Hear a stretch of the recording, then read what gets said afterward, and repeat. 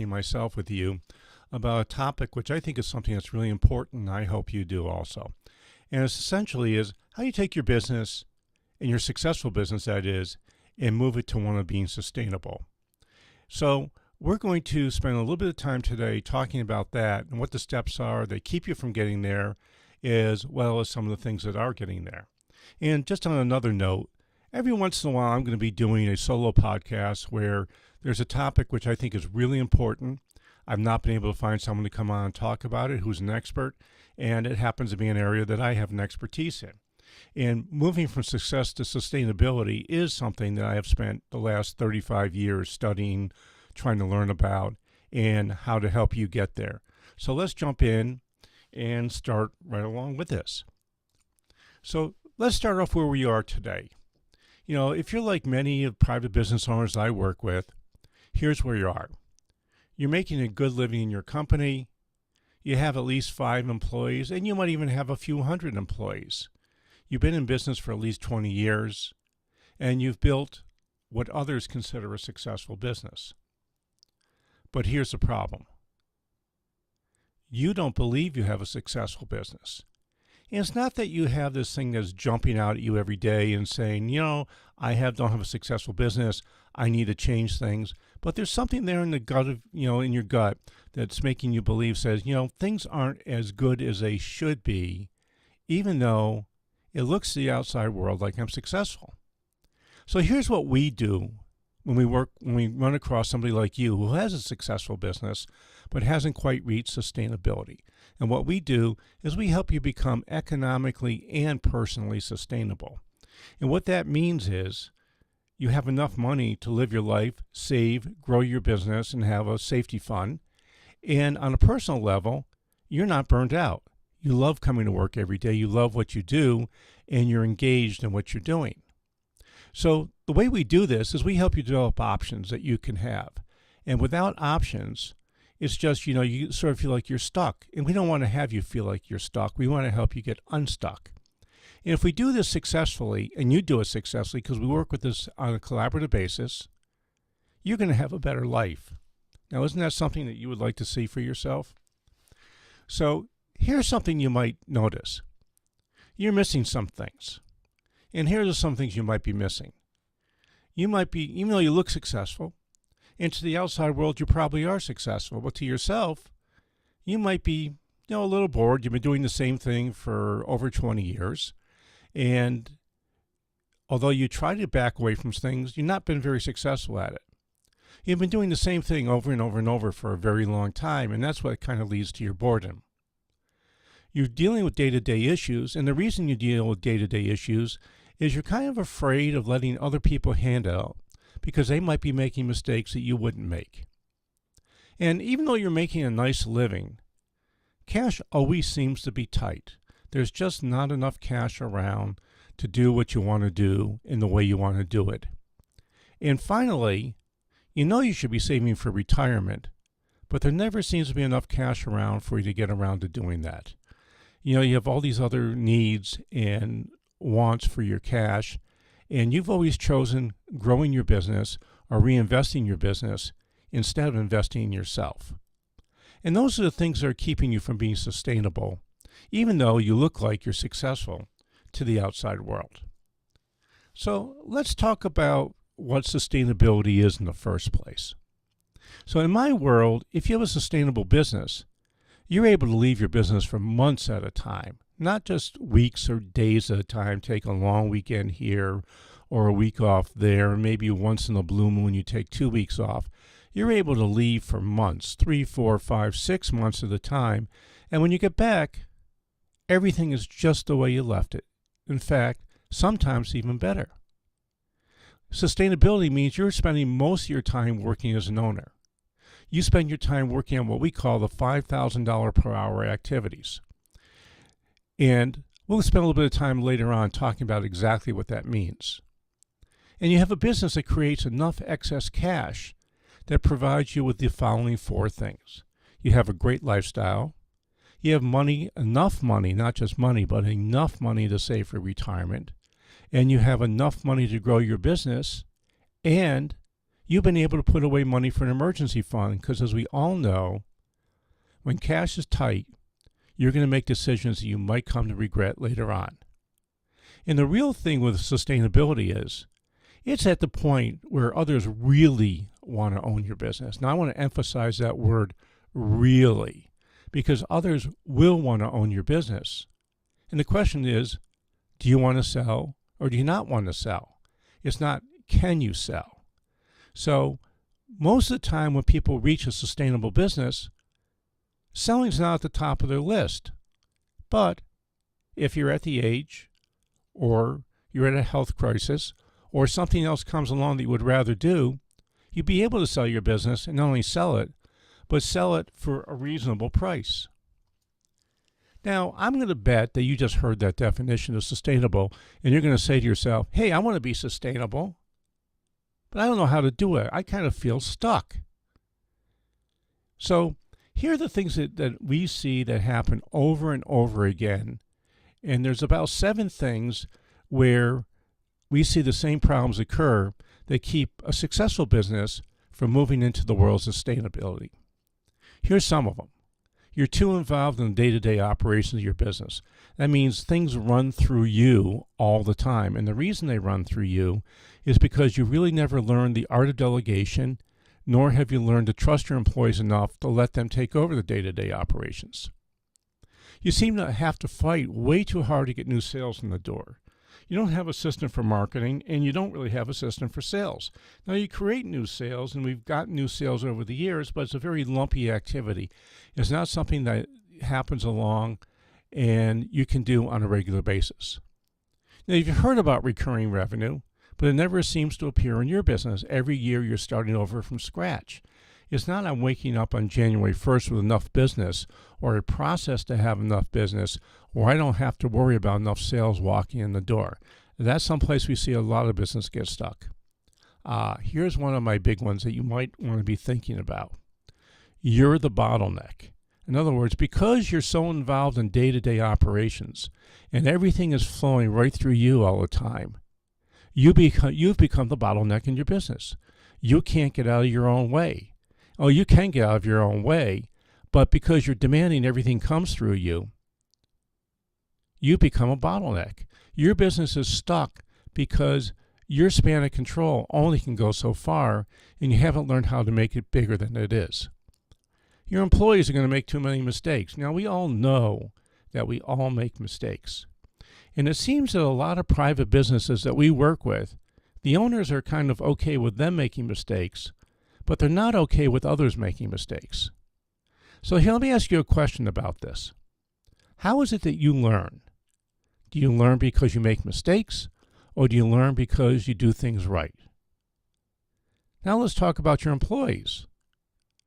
Do you think your employees learn when they make mistakes, or do they just go and make the same mistake over and over again? And that comes down to how you handle mistakes. Now, if you treat mistakes as learning opportunities, and every time a mistake is made, you ask yourself and others in your organization, what did you learn? Those mistakes are probably pretty good things. But if you don't go that and you have a blaming conversation instead, what's going to happen is your employees are going to say, can't make mistakes, don't want to go outside my comfort zone because I'm going to get yelled at. And on top of that, you don't let them do it in the first place. You've never taken off more than 2 weeks in your business, and that second week only happened once or twice. Well, if you're only walking back and you're only taking time off every once in a while, you don't have a sustainable business. You might have a successful business. You might be making a fair amount of money. But if you stop, the business stops. And finally, your business isn't sale ready. That doesn't mean you're going to want to go and sell your business. It just means your business is not sale ready.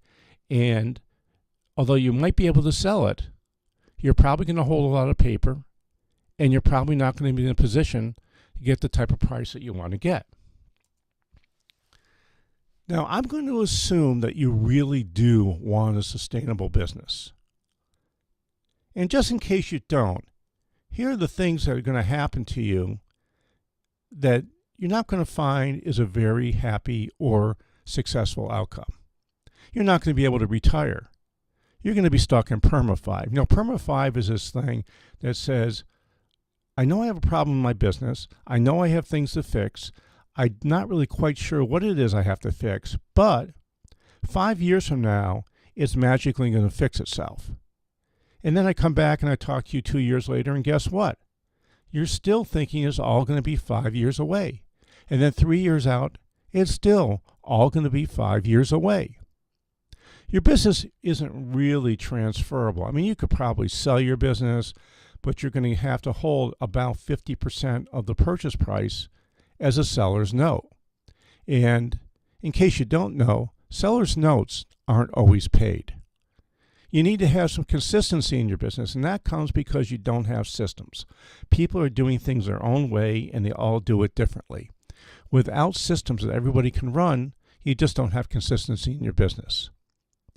If you really want to have a sustainable business, you got to figure out a way to get yourself out of day-to-day operations. We already talked about this, but it really is the key. The two things that make a business sustainable is having a recurring revenue source and having you, the owner, become operationally irrelevant in your business.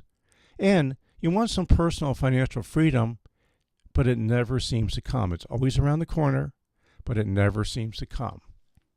So what's keeping you from getting there? You don't think you can afford mistakes.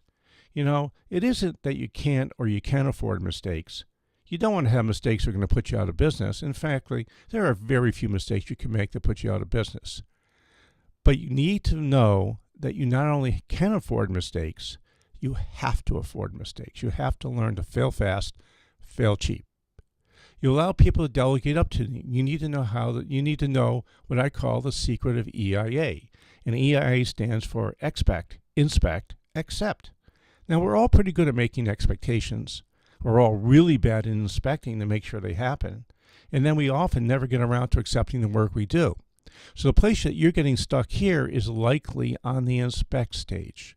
You're doing a good job of setting some expectations, but because you don't expect, you're constantly disappointed, and you say, can't delegate because nobody ever takes responsibility. If that sounds like you, take a look in the mirror.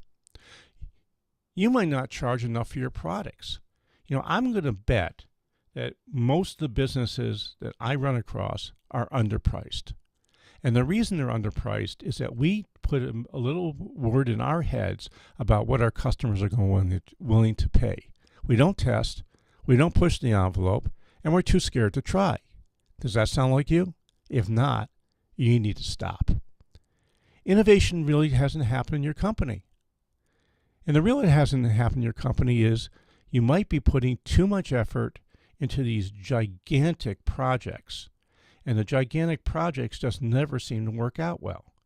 If instead you learn what's called agile planning, where you fail fast, fail cheap, do small things, have pieces that go online every 3 or 4 weeks, none of those innovations will sound like or feel like they're earth-shattering to you.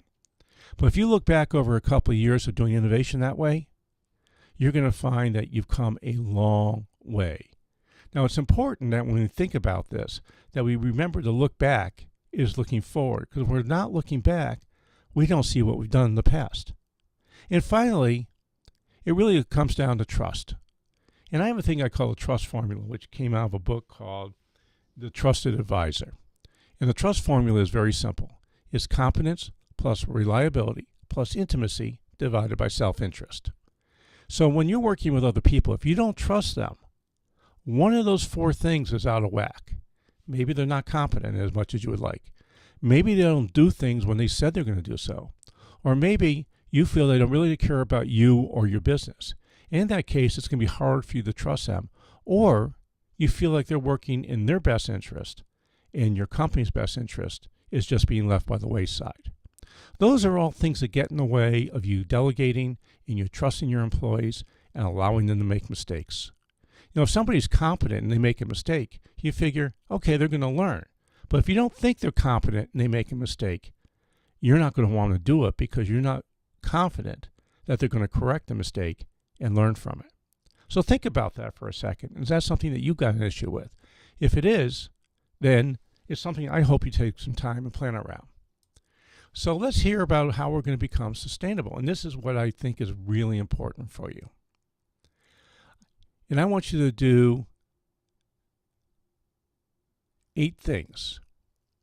I want you first to get yourself totally out of operations, not just out of operations, but I want you totally out of operations. And the way you're going to do that is you're going to systematize your business. First, you're going to start off with systematizing what it is that you do. And then you're going to train somebody in your organization to do it. And you're going to coach them with little projects at a time, little delegation at a time, allow them to make mistakes. And your coaching is going to be, what did you learn?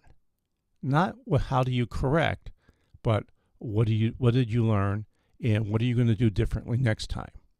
You're going to measure the right things.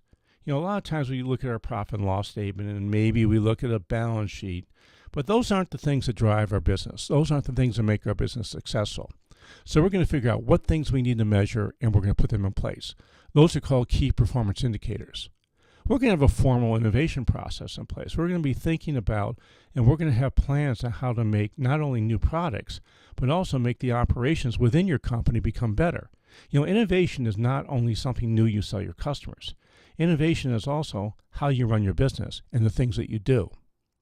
You're going to put together, and you look at this, a business that are sustainable, they all have what I call a culture of mistakes. It isn't that they don't want mistakes to happen, because nobody really wants mistakes to happen, but they all realize that mistakes do happen. And when a mistake happens, the question always becomes, what did you learn? You want to make sure everybody is personally responsible for how they do their job. Too many times I go into a company and the culture is, when something goes wrong, I blame you or I justify my behavior. If that's happening, there's no way you're learning from mistakes, because you're spending all your time trying to figure out what it is that somebody else did wrong. You want your people to say, hey, it was my fault. Here's what went wrong. Here's how it happened. Here's what I learned. And here's what I'm going to do differently in the future. And you do all that stuff, man, you're going to have a great company. You got to make sure your business makes enough money. You got to provide high value for your customers. That's where it all starts. If you're providing high value for your customers, make sure you're charging enough so you can do those 4 things we talked about earlier. Remember, have a nice living for yourself, have an emergency fund for your business, have enough money to save for retirement and save for retirement, and have enough money for business growth. So once you do all the other things, you can afford to grow your business and not be frustrated because you can't. And finally, you've got to be brutally honest with yourself. If you're not willing to look in the mirror and say, I caused this problem, and here's what I'm going to do to correct it, it's never going to happen. So thanks a lot today for joining us, and I hope you got a little bit of a sense of what it takes to make your successful business become sustainable. Hey, if you want to learn some more about what we do and how we do it, you might want to download some of our ebooks. You can go to www.askjoshpatrick.com, and there's 4 ebooks that you're going to want to take a look at. One is the Objective Review, which talks about our comprehensive strategic process that helps you figure out what you want to do and why it's important. We have an ebook called The 4 Boxes of Financial Independence. And that ebook is going to help you figure out how much money you need to be saving on the outside so you can afford to leave your business someday in the future. Because I can promise you, for most of you listening, your business is not going to get you to retirement all by itself. Our 3rd ebook is Relationship and Roles, which I think you're going to really like, because that's going to help you figure out what you need to do to become the owner in your company and really spend your time working on those $5,000 per hour activities. And finally is Key Metrics in Your Business. That ebook is going to help you figure out what it is that you really want to be measuring your company, how to set up those measurements, and how to put together a dashboard. And finally, if you want to have a conversation with me and learn more about how you can take your business and move it from success to sustainability, shoot me an email. My email address is jpatrick@askjoshpatrick.com. I'll send you back a link so you can schedule a time and date that work for you to have our conversation. Or you can just call 802-846-1264, extension 1, and talk with Melissa about getting some time on my schedule.